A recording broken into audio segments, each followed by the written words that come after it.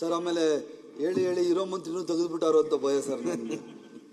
ಮೊನ್ನೆ ಸಭಾಧ್ಯಕ್ಷರೇ, ಹಿರಿಯ ಸದಸ್ಯರು ಜಿ ಟಿ ದೇವೇಗೌಡರು ಸಾಹೇಬರು ಹೇಳಿದ್ರು ಸಭಾಧ್ಯಕ್ಷ, ಚಾಮುಂಡೇಶ್ವರಿ ವಿಧಾನಸಭಾ ಕ್ಷೇತ್ರಕ್ಕೆ ಸುಮಾರು 27 ಕೋಟಿ ಮಿಸ್ಸಿಂಗ್ ಲಿಂಕ್ಸ್ ಸಭಾಧ್ಯಕ್ಷ. ಈಗಾಗಲೇ ಲೈನ್ ಇದೆ ಸಭಾಧ್ಯಕ್ಷರೇ, ಹೊಸ ಲೈನ್ ಹಾಕುವಂಥದ್ದಲ್ಲ ಇದು.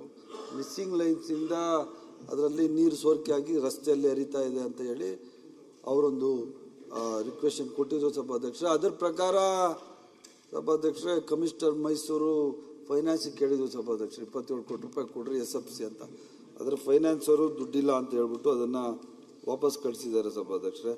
ನಾನು ನಮ್ಮ ಸೆಕ್ರೆಟರಿ ಹತ್ರ ಹೇಳಿದ್ದೀನಿ ಸಭಾಧ್ಯಕ್ಷರೇ, ಈಗಾಗಲೇ ಬಜೆಟ್ನಲ್ಲಿ ಮೈಸೂರು ನಗರಕ್ಕೆ ಕುಡಿಯೋ ನೀರಿಗೆ ಮತ್ತು ಒಳಚರಂಡಿ ವ್ಯವಸ್ಥೆಗೆ ಸುಮಾರು 1500 ಕೋಟಿ ಬೇಕು ಅಂತ ಕೇಳಿದ್ವಿ ಸಭಾಧ್ಯಕ್ಷ. ಅದ್ರ ಪ್ರಕಾರ ಒಂದು 700-800 ಕೋಟಿ ಬಜೆಟಲ್ಲಿ ಕೊಟ್ಟಿದ್ದಾರೆ ಸಭಾಧ್ಯಕ್ಷ. ನನ್ನ ಪ್ರಕಾರ 750-800 ಕೋಟಿ ಹಣ ಎಷ್ಟು ಅಂತ ಹೇಳಿಲ್ಲ, ಅದೇ ಅಷ್ಟು ಮಿನಿಮಮ್ ಅಂತ ಹೇಳಿದ್ದಾರೆ ಸಭಾಧ್ಯಕ್ಷ.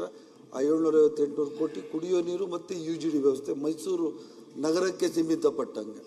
ಅದರಿಂದ ಜಿ ಟಿ ದೇವೇಗೌಡರು ಹೇಳಿರೋ ಅಂಥದ್ದು ಒಂದು 27 ಕೋಟಿ ರೂಪಾಯಿಗಳನ್ನು ಯಾಗಾದರೂ ಹೊಂದಿಸಿ ಸಭಾಧ್ಯಕ್ಷ ಈ ಸಮಸ್ಯೆಗೆ ಪರಿಹಾರ ಮಾಡಲಿಕ್ಕೆ ನಾನು ಪ್ರಾಮಾಣಿಕವಾದ ಪ್ರಯತ್ನ ಪಡ್ತೀನಿ.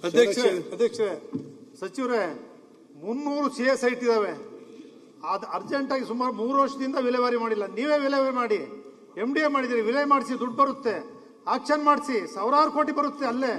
ಅದನ್ನೇ ಮಾಡಿ ಮೈಸೂರು ನಗರಕ್ಕೆ ಈ ನೀರು, ಲೈಟು,